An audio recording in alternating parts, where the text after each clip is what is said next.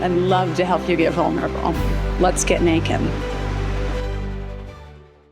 Welcome to the Let's Get Naked podcast. Today we are getting naked with, put your fucking hands down. We are getting naked with my other brother, the straight one, and his wife Caitlin. So welcome, guys. They came down from Colorado specifically to be tortured on the podcast today, which we find to be very brave of them. So mainly because we haven't put an episode out officially, so they don't know exactly what they're walking into, which is pretty fun for me. So I'd like to start with the first question to Brennan. How do you feel about your capabilities in making people gay? And have you done anyone other than our other brother turning him gay? Have you done any of the swapping for anybody else? I feel like the only people I've ever made gay besides him are women. I mean, like I said before, if you look at me, you just instantly turn? Instantly, like most women are like, oh my God, yep, I'm going to go full on scissoring. I'm out of this. I love it. Okay. Other than that, he is my trial subject. Do you tell people about that? Like, are you pretty proud about that? Like, I turned my brother gay. Usually it comes up in most bar conversations most of the time. You know, you get to that, a half hour of conversation. You get to how I turned my brother gay. How did you do it? It was a planned series of events. None of which I remember, which works out amazingly. It just happened naturally. Okay. Because everybody wants a token gay brother. That's true. I really feel happy about that. I remember before I knew he was gay in high school, I was in 8th grade. And yes, before you knew he was gay or before he told you he was gay? Before he told me he was gay, right. So before everyone knew. And I had a girlfriend who, we were in 8th grade. I remember her name was Julie. And I made some homophobic comment. And I don't even know what it was. It was super inappropriate, but I was just an idiot and I didn't know. And I don't think it was it wasn't hurtful, but it just wasn't in PC with whatever the times were back then, which is a long time ago. And I remember her really getting offended and upset with me and telling me that her brother was gay. And I just, oh my God, I'm so sorry. And then I was like, I want a gay brother. So maybe I helped you turn him. I think it was your fault. Do you know what I mean? Like maybe he was... It's like Pinky in the Brain type of situation. Yeah, he could have been dealt halfway a little bit and then just went. Full on switched him. Full on, exactly. Which, good for us. You were older, so it's your fault then. I'll take blame for that. I do want to talk about a little bit to piece in the story for our listeners about where you are in the birth order and how that looked for you, right? We talked with Keith or Tony, everyone knows a little bit that we call him both things, but where he fits in, but where you fit in with things. And I'd also like to talk about how you and Caitlin met, what that looks like, what you would say the secret to your success. How many years have you guys been married? 20. 20 years, that's a long time. You answered very quickly like you were worried you would forget. Yeah.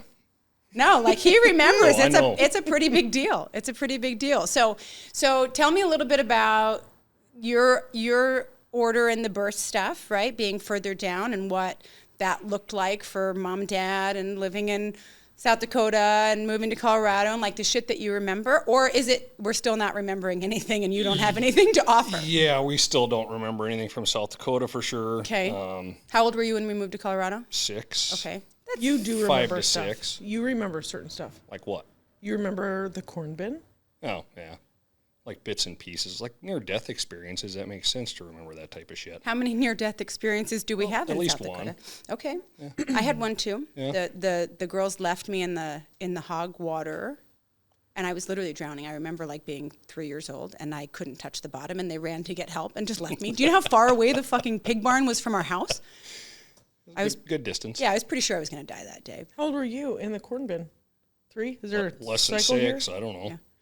Mom and Dad sent pictures of whatever they went back and did with the threshing bee. Did you see those emails? I kind of looked at them. There's a kid that's on the threshing bee that doesn't have a hand, right? And I'm like, that feels very standard for South Dakota. And you always practice driving with a hook. Stop it. You're such an idiot. Jesus Christ. Raise your hand if you've ever practiced driving with a hook.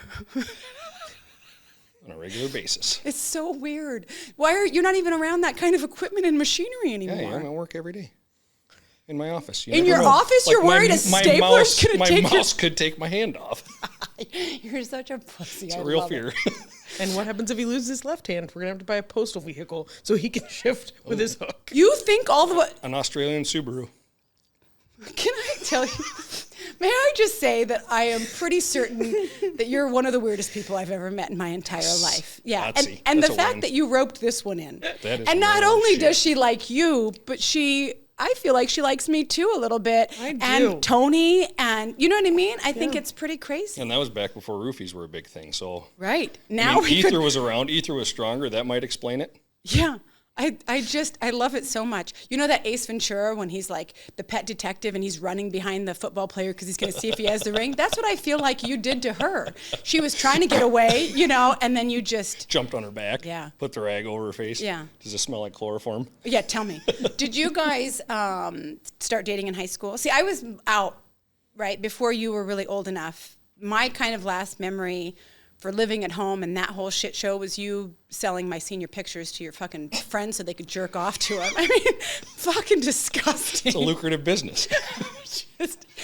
Where do you think he gets his entrepreneurial spirit? I know, exactly. Like, hey, let me... I had to do something to pay for my cigarettes and drinking habits. It's so inappropriate. But so by the time I moved out, because what's our age difference? 3 years. Right, which is an important 3 years, like right? that. So if I moved out at 16, Yeah. you would have just been like... Middle school-ish. Right, exactly. So when did you meet Caitlin? How old were you? Were you in high school? 16 Okay. Yeah. You guys did not go to the same high school? No. You met her out at work? at the elevator in Watkins. Yeah. Okay. And was it like, did you have to Oh, she work hard on her? like the first time I saw her in that first winter, she thought I was a creepy old fucker because He looked old. She thought I was I know. I 60 thought that was years Cameron, old. too. And I just thought 60? I thought she I was thought a he was stuck-up, pretentious bitch because she wouldn't talk to me. I thought he was at least 25 or 30. Well, you do look 100. Yeah, and he was 17. I don't know why this is so funny to me, but both you and Tony are like, everyone, when I tell them, they're like, oh, he's the older brother. I'm like, no, I'm older. And they just are like, no, seriously, is he the... And I'm like, We're that much more mature. I don't think it's mature. Emotionally. Speaking of emotionally, let's fucking talk about that. Oh, we're still talking about dating. What are you talking Okay, all right. So we started dating. You started dating at 16, or you just met her No, at 16? No, Met her I at avoided him 16. for a whole year. That was nice. And then you just gave in, or what happened? Like No, you then I ran out of actually steam? then I actually met him. Okay. Because it was more of a, I was working for Wheat Harvest, and he and his two friends had applied, all three of them. I remember the day they pulled in. And they applied, and they got hired after Wheat Harvest was over. So I was already back working for my mom and dad. So then that whole next year, I was working, and he would come to the store, my family store, to buy whatever. Propane. And my mom would harass him. Propane accessories. And my mom would harass him, and I just avoided him because I thought he was old. And so the next year I worked Wheat Harvest again, and he had then been upgraded to a farmer for them. Big time. And would come in with his load of wheat and black as they, like almost his color of the wall, because he had no air conditioning and it was hot and dirty and gross. And he gave me a hard time all the time. So I finally asked our boss, I'm like, how old is he? The old man who's hunchbacked walking around. He's 18. And she, contrary to any correct HR procedures, looked up his birthday and told me. And he's like 16 days older than me. And I was like, oh, okay. He's lived a hard life. Okay. So you remember some of the stuff in South Dakota? Just dying. Almost dying. And That's about in a grain grain bin, yeah. bin. And then what do you remember about Colorado? For our listeners at home, Brennan has a similar affliction that I did up until recently, where he doesn't remember a lot about childhood. And I've said to other people, we used to joke around when I was drinking about, like, why would you want to know? Obviously, there's fucked up stuff that's in there. Just leave it alone. And here's what I'll tell you. In my recent woo-woo, whatever it is that I'm doing, it started like opening my memory like Pandora's box, right? Because it's like all of this stuff that I'm stopping putting shit on top of it. And if you're just allowing things to come up and feel them as they are, the universe is excellent, because it just puts shit in your path all the time where it's like, okay, I guess I'm dealing with that, whatever it is. And you're just using life as a lesson. And it's bringing all of these things up. And what I'm telling you is I was on your side for a long time about that. And I feel like it's a gift to have my memory come back. And it makes, I know Caitlin's doing this whole, like, I've been right this whole time. And we know that, Caitlin, just so you know, Brennan and I 1,000% know that. And like the good big sister that I am, I'm going to go bravely into this first, so that you can see that it's R&D.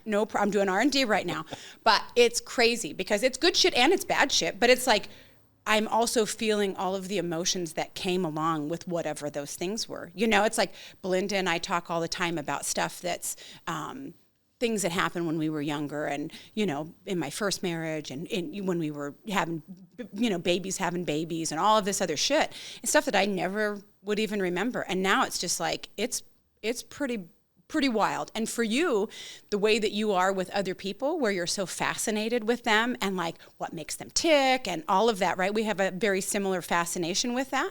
And what I will tell you is, since getting curious about myself in that same way that I am about other people, it's fascinating. It's fascinating because there's things where it's like, holy shit, where did that come from? You know? And for me, I'm able to like dive down and feel that. I was telling Cameron the other day, he got drunk the other night, and I don't like Cameron drunk. I don't like guys drunk in general, right? And that was something when Cameron and I first were dating, and we were doing the whole like negotiations of here's what I'll have, here's what I won't have, based on both of our starter marriages. I told him I don't like drunk guys, right? And so Cameron always will get like buzzed and whatever, but he doesn't rarely tip over that line and actually get drunk, right? And he did the other night, and Cameron's just silly. Like, he's never been an asshole when he's drunk and any of that stuff. And I removed myself, and I'm working on this thing where it's like, if it bothers me for some reason, I want to get curious about why that bothers me, because Cameron didn't do anything wrong. Why would I not hang out and be silly with him and like whatever, right? So the next day, like, I went to bed and I wasn't mad at him, but I don't want to be around it. And so I kind of got curious about that. And what I realized after like getting curious and figuring out where does that come from is that Chris used to be a motherfucker when he was drunk, right? And he was mean. He was really mean to me. He was verbally abusive. He was emotionally abusive. Like, so for me, a drunk guy in that situation doesn't feel safe. And so it literally goes to the safety issue of that. And so being able to like realize that, reconcile that, and then go to Cameron and say, I'm going to fix this in myself because I have the power to fix this in myself. You don't have to just leave triggers there and say, like, I'm not doing that. Like, no, is it valid? Do I not feel safe with Cameron? Cameron has never been a mean drunk. He's never been an asshole. He doesn't speak to me like that, like all of the things. So am I going to let an old limiting belief from 25 years ago change my today? Because I'll sit and be silly with Cameron while he's drunk. I don't give a shit that I don't drink. You know what I mean? He's funny. He thinks he's so funny. He can be funny. He can be funny, right? Yeah. You know, so it's like, why would I take that away from? Control him and well, it's not control. But it is in a way, kind of. You're right. You're dictating what he does based off of how you feel. You're absolutely right, and I always felt justified in that because I disclosed that at the very beginning. But it's like, that's not mine to really do. And yeah, I can say that's a boundary for me. I don't want to be around him.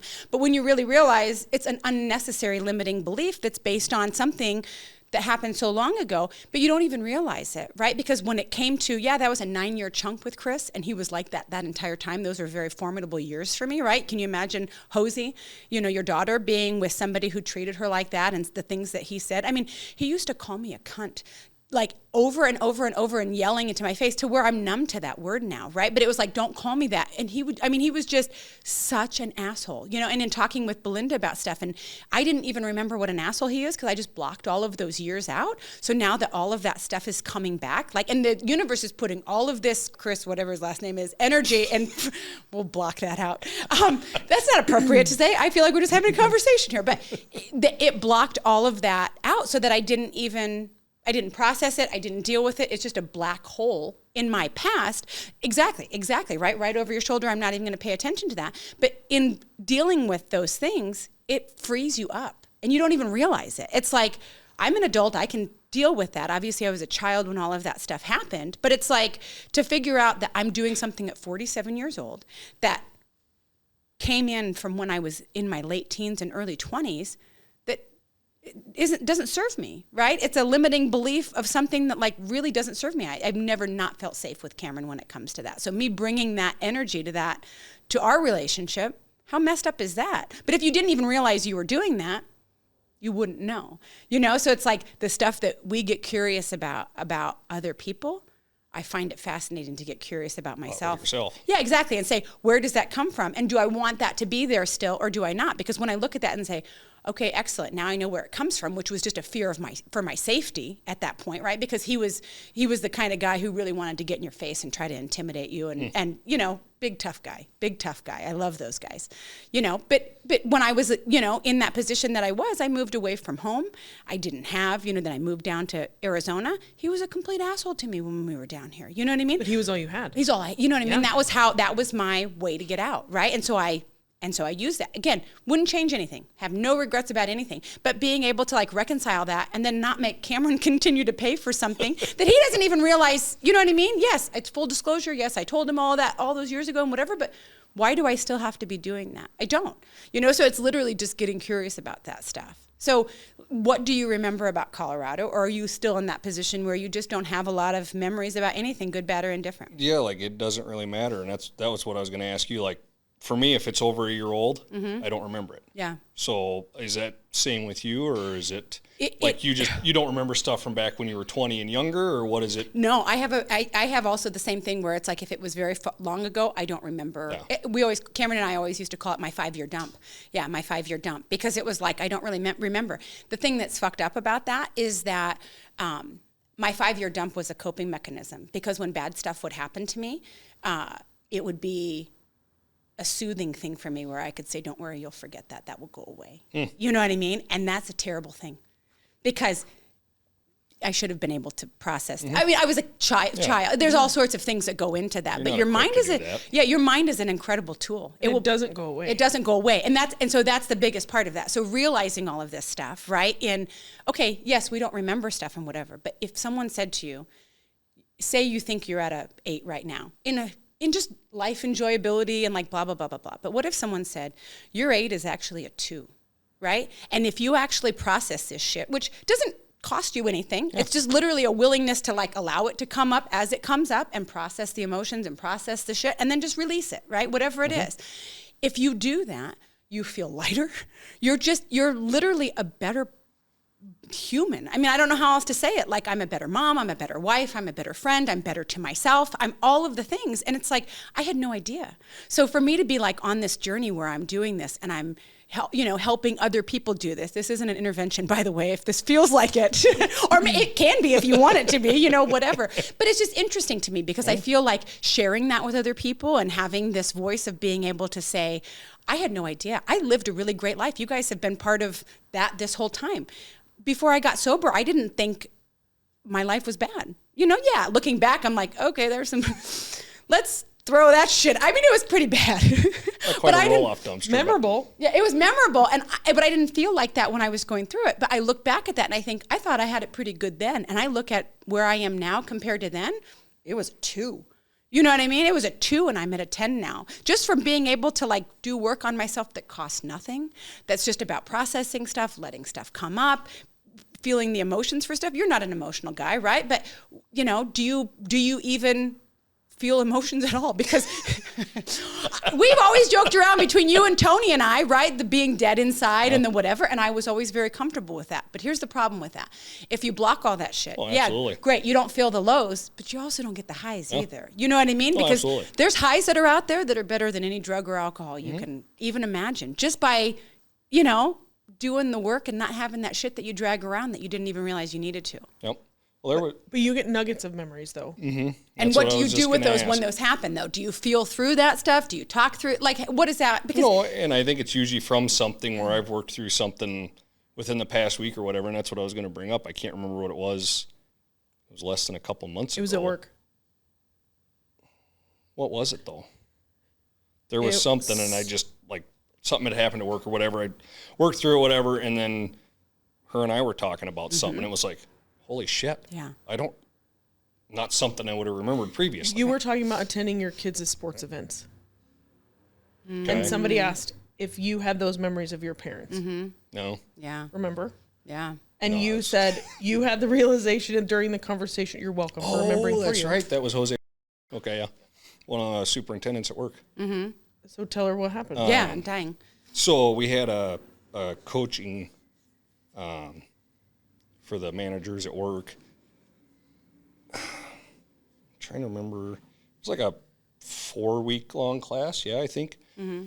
And it was just, coaching your employees or whatever through situations. And I don't, there again, my fantastic memory, I don't remember exactly how it came up, but I'm sitting there with two other guys and we're talking about stuff, and I got to think about this. Jose said something and it hit me like a ton of bricks, like, holy shit. Yeah. Dad wasn't around for me. I mean, he was there, but understood. Not there. Yeah, understood. And I'm doing the same thing to John. Yeah. Yeah, that's powerful shit. That's powerful shit, because you can still remember that as a grown-ass man right now, and how that felt to not have your parents be present, and you're doing the exact same thing to your kid. Which, when you're aware of it and when you look yourself in the mirror and realize that that's actually happening, wow, right? It makes you want to do something different. Oh, absolutely. Right? So that's the whole thing about, like, okay, yeah, we don't remember. Oh, we're just going to block it out. No, blah, blah, blah, blah, blah. I think that was fun. That got us through our 30s. We're adults now. Let's grow up. Do you know what I mean? Yeah. Because realistically, he deserves that. Yeah. John deserves Absolutely. that. He deserves to have a dad that's present to do stuff. Cameron and I and Wiley had that whole conversation several years ago where, Wiley would come ask, hey, Dad, you want to go play ball? And he'd be like, yeah, in a little bit or whatever. And then he would never go do it. Yeah. And I said to him, he's going to stop asking, either because he's not here or because he's whatever, and you're going to wish, well, you and I are sitting in this quiet house by ourselves, that you had said yes 100% of the time. Absolutely.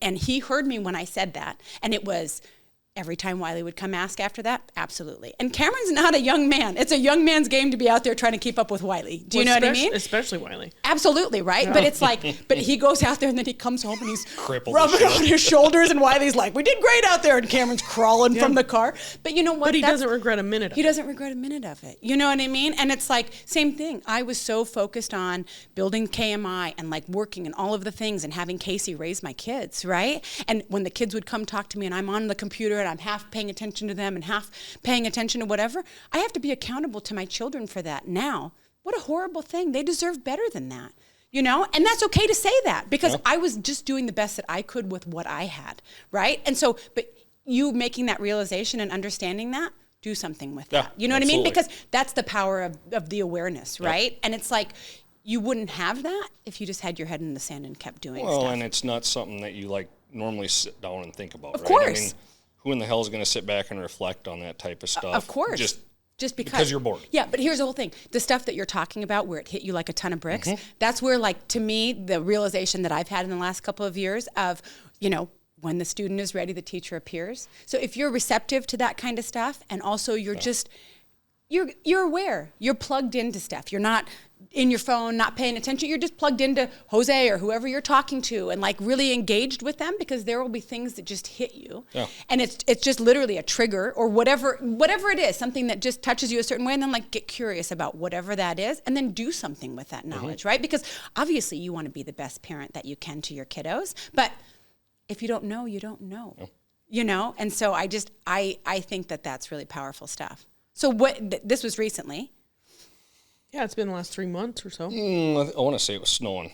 It was like this spring, earlier this year, yeah. Okay. So do you feel like you've done something different about that? No, because I jacked my back up right after that. And I've been, no excuses. Like, I know, but I've been laid up in a damn couch. Yeah, I don't know who you think you're fucking sitting across John. the couch from, but like, no excuses. Take him to do something different than that. Yeah. Do you know what I mean? Like, if you look back and you think my dad was MIA, and again, Tom and Mary Jane, this is not personal. We know that you did the best that you could with what you had, and you do it. Circumstances were totally different. It is, and here's the whole thing. When you really are able to realize that, I've been able to in the last couple of years really realize that for mom and dad, they literally just did the best that they could. Yeah. They gave us, handed down to us, the shit that they were dealt as far as their parenting and stuff, and they knew less than we do. Yeah. You know what I mean? So it's like when you put that into perspective and you think about all of the challenges and stuff that they were trying to navigate as well. So I really do believe that I don't think our parents are psychopaths or that, they had bad intentions, but you still look at some of that and it's like, there was a lot of stuff that was missing from that. Now that we know that that's something and you can do it, don't make excuses. Take your kid to go do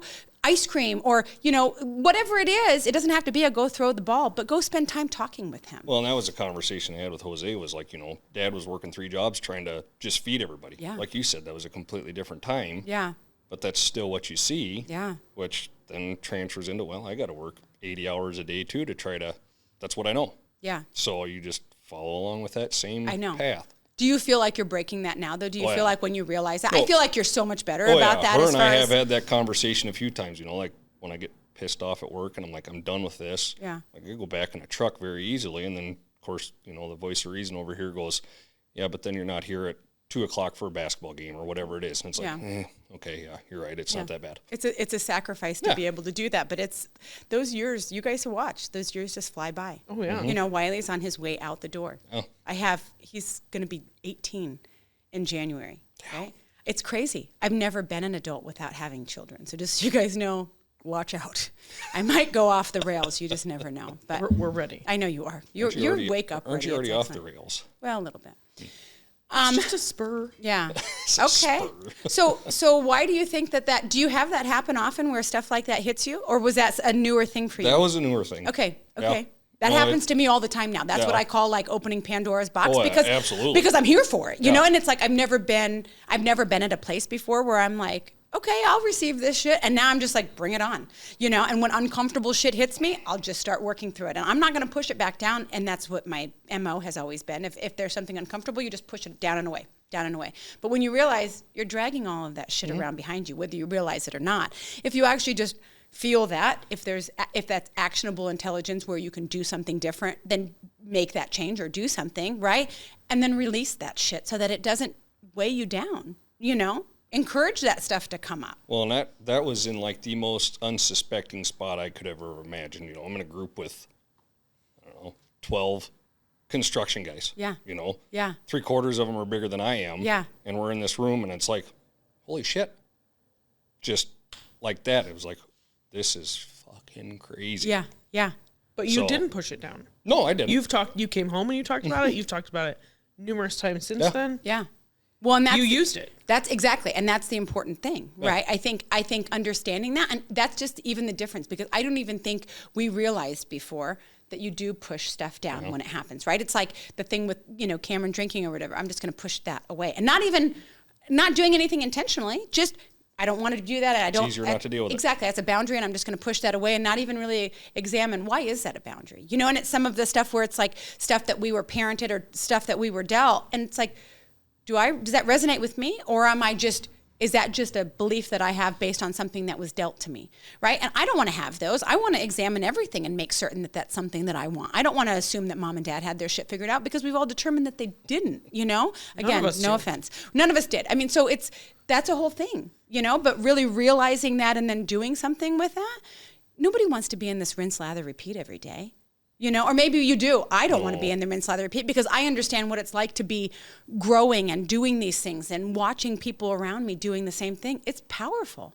So when you're in this room of people, was that like a whole conversation that they were having as well? Or is that something that just hit you and then you're having a private moment Yeah, no, about it was just like I said, like, it was 3 of us. We broke off into groups, 4 groups of 3 or whatever that number was. And like I said, I can't remember the exact content behind it. It was just coaching coworkers or whatever through something. And it just, like I said, it was weird as shit. Just hit me like a ton of shit. Yeah.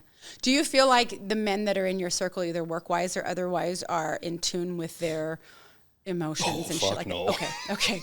Right. Like my level of emotion, yes. You don't have a level. Your level is a 0. Maybe I should ask you that question. On a scale of 1 to 10 for emotional intelligence, where do you think you are? Do you understand what emotional intelligence with is? himself or someone else? I was going to say, it depends on if it's with myself or someone else. It's a whole package. So your emotional intelligence, on a scale of 1 to 10, do you understand what emotional intelligence is? Yeah, no, absolutely. Okay, on a scale of 1 to 10, where do you think you fall in that? Like self-emotional intelligence is garbage. Okay, so 0. Yeah, but like with someone else, it's probably 5 or 6. I feel like I'm above average when it comes to. But what do you mean when you say for someone else? Because it's not like your emotions are what I'm talking about. He's more willing to dig into someone else's. Do you want to be? You can be a co-host on the days that I'm out of here, yeah. right? I mean, but it's fascinating. Exactly, it's like you said, and yeah. it's the same thing though. It's we've talked about that. You look at just like you talking about the deal with Chris and taking you out and getting you separated from the herd. Yeah. And it happens all the fucking time. You can watch it just like clockwork. I know. But it's the same thing for the shit that you're working your way through, the shit I'm in right now, she's in, whatever. It's just a fucking trend, and everybody's in the same boat. Yeah. And the things that people are willing to stick their head in their sand about is baffling. Yeah. It is baffling. Like we have a very close friend who lost his son to suicide a couple years ago. And right afterwards, the two of them were determined to not lose each other. And in the course of the last 2 years, that's the only thing that they've lost. Is each other? Oh, yes. To a terrible degree. It's ugly. It's very ugly. Are they getting divorced? No. Oh. And they should. Yeah. It would be, I shouldn't say they should. It would be a much better, he has better now, situation. Yeah. He now has someone else that he flaunts in front of her. Oh. Yep. And she's not strong enough to walk away when that would be, even if she tried, it would be the best thing that she could do for herself and her girls, because she's now setting that example for her girls. And so that's the other problem, right? So it's like when you look back at the example that you used with Dad and with you and with John, understanding that is just stuff that we hand down. We have to break that cycle, right? Because we do know better. We know what that effect is with not having parents that were present for stuff like that. Do you know what I mean? Like that's a big thing. But it's easier to recognize it in someone else. Oh, of course. Yeah. Well, yeah. So emotional intelligence is that your awareness of other people, but like your emotional intelligence about how does that make me feel, processing your own emotions and using your emotions like a maybe a 2 compass. Yeah. That's generous. I would. Not good at directions. Compass. Right. No. True north. I know. Caitlin, where do you think your emotional intelligence is on a scale of 1 to 10? That's rough. Brennan just held up one finger.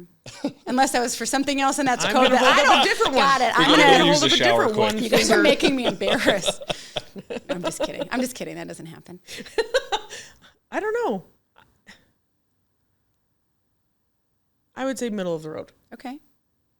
Do you feel like you teach your kids that? We are getting better about it. Okay. As a family. Yeah.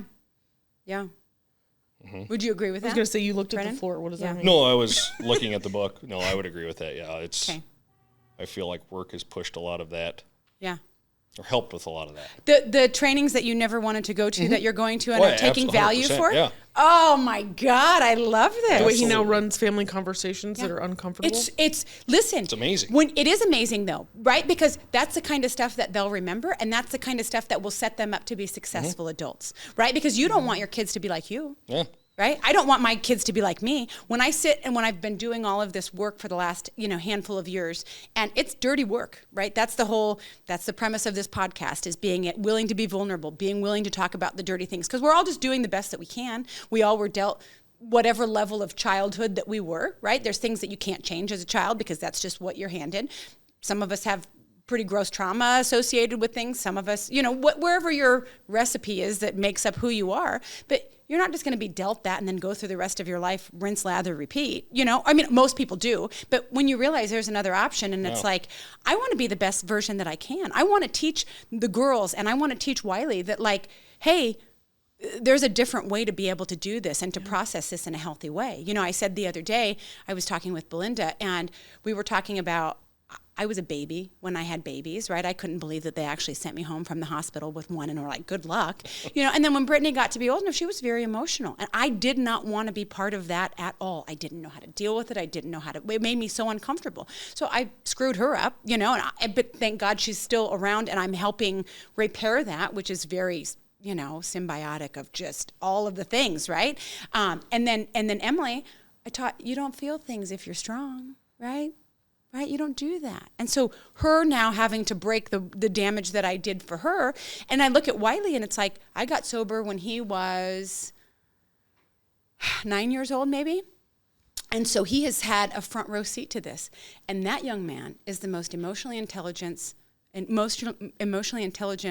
young man that I can, among anyone that I've met, right? He will process emotions as they come up, no matter what that looks like, right? And he's not like a drama queen about it, but he feels his things. He's willing to talk about what that is. He's an excellent communicator. I feel like I should get like a finder's fee to whatever wife he ends up with, because I'm like, you're welcome. Like, that's ridiculous. I put so much work into that young man. But then Cameron watches from the outside, right? And it's like planting seeds there of how important kind of some of that stuff is, because it seems like the way that your generation was raised for boys was, don't be a pussy. If you're crying, I'll give you something to cry about. Well, You don't need something to cry about. You already had something to cry about, right? That wasn't the right way to handle it. But if you teach our young boys not to process and not to show emotion, what they do is they push that down and they turn everything into anger and rage. And so every man that was probably in that room that you're talking about has this base layer of anger and rage that they just carry around, which is, they just push it down, right? And when stuff comes up, you just keep adding to that layer and adding to that layer.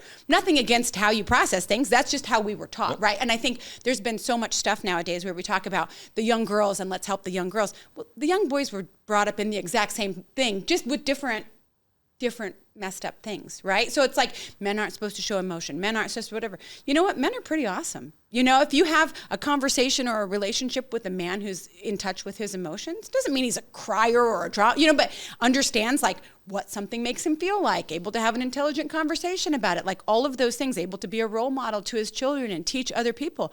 That's powerful shit. And bring a totally different perspective. Totally different. Brennan has talked numerous times about the value of having a member of the opposite sex that you can unload your shit on. That isn't necessarily your spouse. Yeah. So that you can go home free to just be yourself instead of unloading that on somebody else. Yeah. But it's a totally different conversation between you and I than Cameron and I or you and Brennan. And it's totally different. And being able to be vulnerable to share the stuff that's like, this is the gross stuff that I was thinking about. This is the thing that's like, there's some pretty fucked up stuff that happens in my brain, right? And I know that that's common for at least the people that came from where I came from, specifically you and your brother, right? You know, but it's like when you're vulnerable enough to be able to talk about some of that kind of shit where it's like, or I'm remembering something, is this really what was going on with that? Or like whatever any of that is, that's powerful shit. I don't want to just push it back down and leave that gross stuff in there. Let it out, you know, but I find myself in this place where I'm in close relationships with people where I'm working with people about stuff that happened in their childhood. And it would blow your mind, the shit that's coming out. Mm-hmm. And it's powerful shit, right? And it's guys, it's girls, it's stuff where it's like, yeah, that was a fucked up thing that happened when you were a kid. And you've built this whole scaffolding system around it to try to protect that so that nobody bumps into that, which is what people's triggers are, right? And the turning things into anger or to rage as young boys, that's just a blanket trigger. That's just you guys being defensive, right? And then it's a blanket trigger. And a learned trigger. And a learned trigger, right? And so it's like somebody cuts you off and you get all pissed off, or somebody does it doesn't even matter what it is, right? Somebody looks at you wrong, somebody fucking bumps you. It's not like, oh, sorry, dude. It's, hey, fuck you. What do you, that's the, I see your smile, your little smile that's turning up. That's the blanket defensiveness, right? And so I'm working with Cameron on that too, because it's like, hey, boss, just so you know, I've been here. I've earned a front row spot at your table. I'm tired of having to fucking push through the defensiveness to get to the soft part. You know what I mean? I don't want to do that anymore. You know, it's a lot of work. Would you say that? Would you say that that's fair? And I would also say you've gotten much better, and you've helped me get a lot better about combating that emotion to a normal level, because lots of childhood, you had this yin and yang. One was emotion all the time, over the top, and the other was not. Yeah. And so then when there was anything emotional, crying or anything, it just shuts down. Yeah. You can just see it, right? You can physically see it on his person. He has now realized that. We've all realized it. Mm-hmm. And I now realize that if I can have a conversation with him or anyone else and attempt to at least keep the emotion not out, but at a manageable level, the message comes across so much better, and it's heard so much better on the other side. Right. Mm-hmm. Yeah, but also realizing, right? So again, it's one of the same things that I was talking about I'm bringing something from 25 years ago that I don't even realize. So same thing. You're bringing something from your childhood about emotion looked very messy to you, right? And you shut down about it. I know, but then do something about it. Yeah. You know what I mean? Because she shouldn't have to tailor hers, because she earned every right to be able to do that. If she's processing her emotions in a regular way, your wife is not a drama queen. I've never seen anything. Absolutely not. Right. She's literally like the coolest person on the planet as far as that stuff is concerned. But like she said, it's bringing it back to a normal level instead of for sure. Absolutely. For sure. I mean, you got to meet in the middle on that one. For sure. But you also realizing and not letting that be something that shuts you down and makes you want to lean into that instead. Yep. You know what I mean? I'm telling Cameron, like, hey, when I'm having whatever and I'm surly, I need you to walk through that and just come hold me. And he's like, yeah, but you're pretty porcupine. I don't give a shit. You know what I mean? There's demons in there and whatever. I need you to help me with that. I help you with yours. Yeah, we don't want it under the rug. We don't want it under the rug. So exactly. This rug is flat. Absolutely. And that's a huge part of that, right? That's a really powerful situation to be able to do that. That's, you talking about that whole rug thing. When we had the thing a couple of months ago about stuff, and I called you guys and said, this hurt my feelings. That was a really hard thing for me to do. I have a very, I've had traditionally a very, a relationship with you where I don't think I really realized, wanting to present like I'm harder than I am. Do you know what I mean? And part of that is, just, hanging with you and Tony, and you guys are my guys. And I love our relationship, all of ours. And I don't want to have that. I don't want to be a pussy. You know what I mean? But then I look at some of that and it's like, that's okay. You know what I mean? It's okay to process this stuff. And exactly. And so for me to call you and say, this hurt my feelings. And I knew that there was no intent in any of that, but I didn't want it. I had to say that for me, not because I needed an apology, not because I needed whatever, but if I didn't do it, it was going to be a rock under the rug for me. Maybe it was little, but I don't want any. I want shit clean. You know what I mean? I want it to be clean so that there's none of that.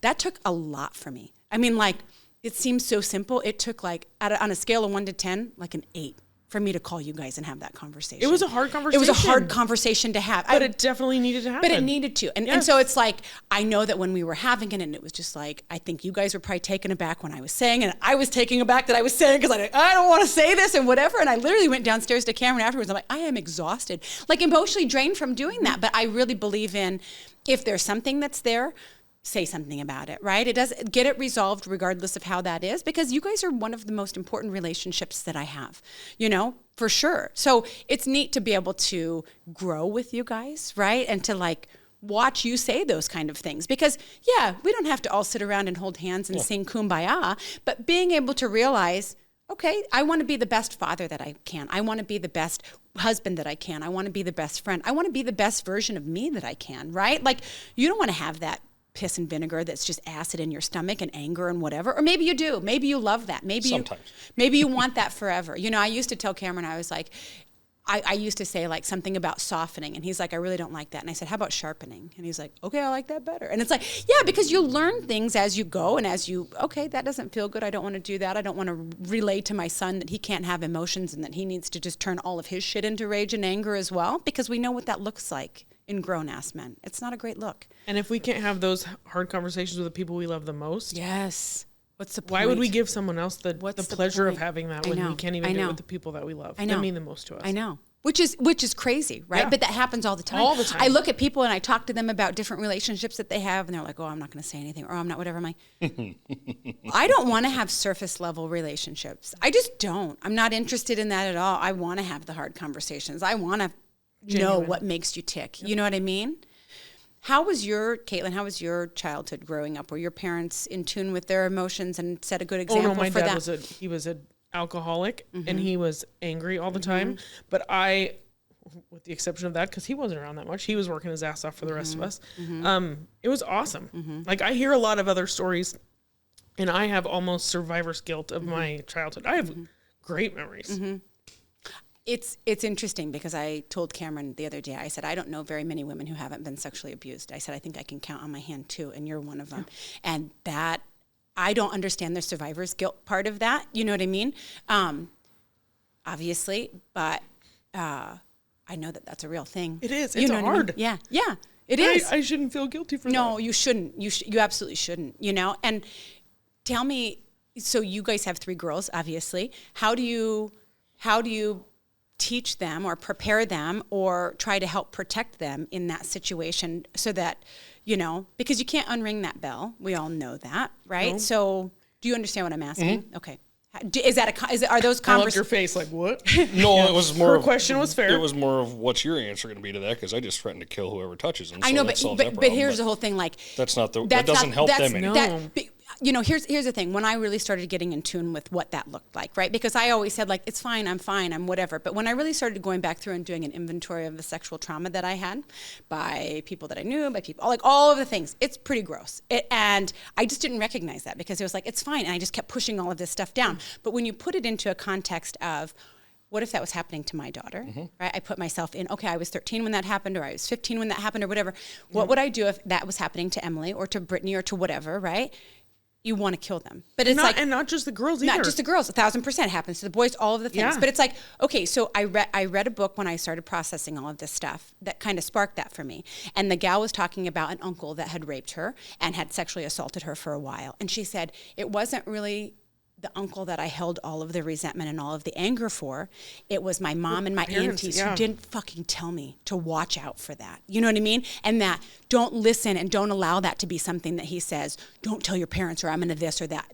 Come to me like right away, right? Because you're not going to be able to protect that it doesn't happen, potentially, right? But it isn't the actual act of that fucks people up. It's the shame that goes around it afterwards. Do you know what I mean? And shame doesn't get to live where the light is. So having those conversations, no matter what fucked up stuff happens, right? So it's like, how do we teach our girls? How do we teach our children, boys and girls, what the appropriate stuff is? You know what I mean? What is appropriate as far as, yes, having age-appropriate conversations about these are your privates. These are the names of your privates. You don't have to go hug people just because somebody says so. Remember, we always used to say, oh, go hug, and you have to go do that. I love Emily for that example because, she's like, my middle daughter is like, I don't have any hugs today. A high five? Exactly. But I respect the shit out of that. She only wants a genuine hug. She never has wanted an obligatory hug. No, exactly. And she understands her voice and will use it, right? And we all have work to do on that whole thing because I think we still all kind of stay silent in certain things rather than speaking up and making sure that we protect ourselves. And her voice has gotten so much louder. It has. And it's beautiful. It's such a beautiful thing. So it's like, but I want to have that conversation about our younger people and saying, okay, we can't fix it after the fact. We can't rehabilitate these monsters that do that. You know what I mean? So it's like, how do we figure out, and I will find someone who's the right person to come on and have this conversation, but how do we protect our kids so that we don't have to have this, whether it's survivor guilt or whether it's shit that happened, whether it's something that's in a family, right? Because I've talked to all of these people. I have a friend who, she's telling me about she had cousins that came to live with her because their parents died. She's a teenager. The one cousin was raping her for years. She went and told her parents. They didn't believe her. They took the other kid's side. She's talking about the boys that were reading her journal and making fun of her when it was happening. And it's just like, do you know how fucked up that girl is? You know what I mean? And we don't, like, she doesn't have a place to turn. Inside her family was the one that was doing it, and then not defending her was also in her family. Safe space is gone. Exactly. There's no safe space. Do you know what I mean? And so it's like, when you really realize that, you know what I mean? It's like, that's crazy. I've been claustrophobic for my entire life. I didn't know why. I wouldn't go in the cave with you guys. Remember when we were up north and I wouldn't go in there? I don't like to do MRIs, all of this stuff. I had an MRI a couple months ago and I thought, let's grow up. Let's start. I have 45 minutes in here. Let's dig it out, figure out what it is. I literally figured out where that stemmed from. And it was because there was a place that I had been sexually assaulted that was very unsafe. Everything about it felt unsafe, but it was dark and it was in a, whatever. And I said, I'm not doing this anymore. Right? So if you guys want to go to that cave, you fucking let me know. I'm in. I'm not allowing that shit to do that. But if you didn't realize, you would just take something from when you were a child for stuff. And a lot of it comes from, what is your safety, right? Where is your other stuff that comes into that? I don't know. I think people needing to have those conversations because there's no shame in that, But for me, I spent a lot of time having a lot of shame associated with any of that kind of stuff, with how Chris treated me, and I didn't defend myself, and I wasn't strong enough, right? That makes me feel like a pussy. And I don't want to do that, but it is what it is. Like you said, it was my way out, and it was whatever. So I don't know. I think you felt it was your safer place. It was. It wasn't safe. It wasn't safe, but there was no safety in any of that kind of stuff for me. So really being able to understand that, and then, okay, how do I make a difference? How do I have the uncomfortable conversations where people can be an example, and you can say, yes, this shit happens. What do we do about it? How do we help our young people? How do we help our older people, our people that are adults that have never processed this stuff, still think shit was their fault, or that, it's not okay. It's never okay. Or not believe what someone tells them. Absolutely, right? I mean, we are supposed to champion. Can you imagine that? Can you imagine one of your daughters coming to you and saying something and you've, like, You're full of shit. It's outrageous. But here's what I'll tell you. That happens all the time, right? I have been on a mission, and not just with this podcast, but I lead with vulnerability because I feel like it does so much good. You know, as I'm unpacking things and as I'm whatever, it's like, I'm not afraid to tell my story for whatever it is. And I'm not a victim in this. This is just my story, right? But I think if you can tell that and if it can help other people, there's value in that, you know? To be able to do that, though, and like be able to do that, everyone shares back, right? Because they feel comfortable doing that. And the stuff that I've had shared back with me, it's why we're sitting here right now. You know what I mean? We got to do something about it. We got to have conversations. We got to arm moms of kiddos that can have age-appropriate conversations because the monsters are everywhere, and it's getting worse. It's not getting better. It's getting worse. You know, so being able to understand or to protect yourself or to know what to do in that situation instead of your children are getting groomed by adults and you don't even know what's happening and they wouldn't know what to look for anyways. You know what I mean? Like, not cool. That's outrageous, you know? No, at one of the Moxie events, I remember talking about all the shit, and we can make that shit affect us in no matter what. We can turn it into the fertilizer for the flower that we're going to turn into, or we can just wallow in it, and we can't. Yeah, yeah. It's pretty powerful when you realize that you have the power to choose which way that's going to affect you. You know, and we, as much as we've all said how much our parents have affected us, if we can see it in ourselves and make ourselves that much better examples for our kids, that's huge. Think what they're going to do. I know. Exactly, right? Because we were just dealt what we, you know, whatever they had that they handed down, which is the shit from their parents. I mean, think about how mom and dad were raised. That's all they were doing is just taking that. Dad's dad was obviously never around. No. He didn't realize how that was affecting us, that he was MIA. I didn't have a relationship with our dad. I didn't know who he was. Well, and I think it depends, too, on which the birth order comes into play there, too. Do you? Oh. Tell me more. Say more. First kid, definitely, as a parent, you're learning. Yeah. So, I mean, you're trying to figure out that shit show, and then you get to the second kid, and obviously at that point you've had some practice at it, so you're a little bit better at doing all these things and passing that stuff down. So, third one, you're starting to get tired, so maybe you're starting to revert back to the first one. Okay. By the fourth one, fuck, it's all over. So poor Tony had no chance as number 5. Screwed. Right. Yeah. Number 4, I didn't go back to number 1. Yeah. Yeah. Well, and also realizing, like, there was not birth control associated with that. Like, whether mom wanted to have 5 kids or not have 5 kids, there weren't choices. You know, not for her parents, not for her. You know, we get to choose, do we want to have how many kids and, like, what does that look like? This wasn't that long ago, right? No. Our parents are only 70.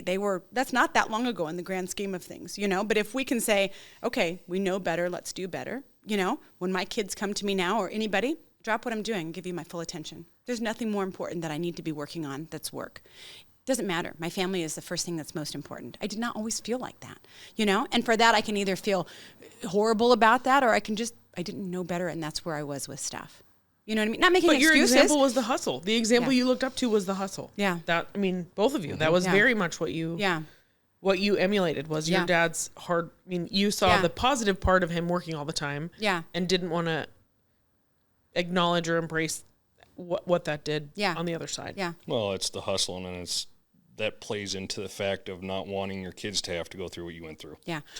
What is freedom to you? Sorry. Money. Exactly. And meat. No.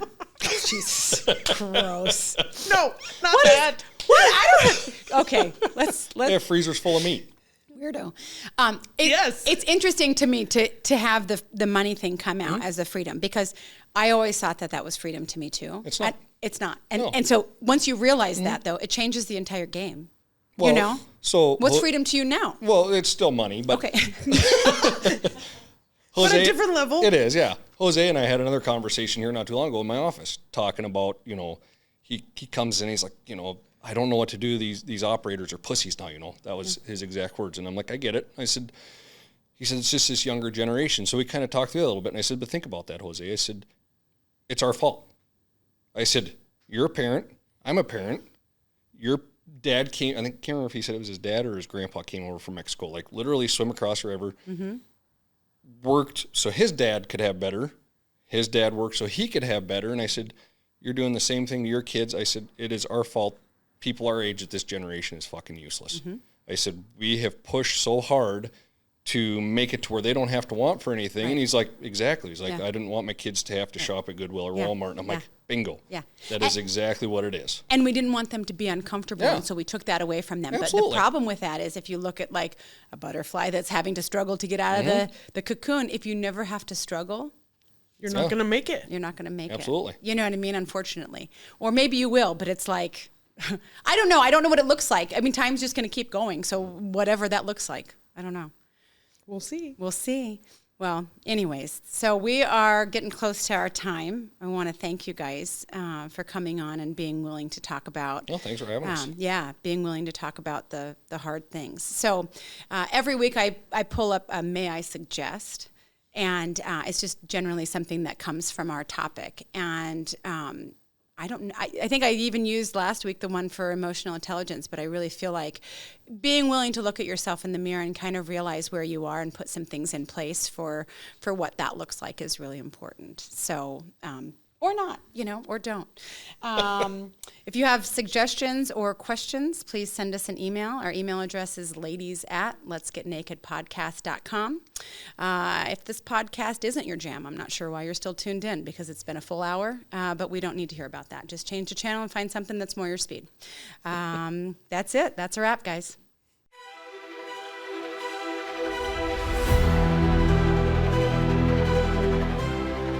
I'd love to help you get vulnerable.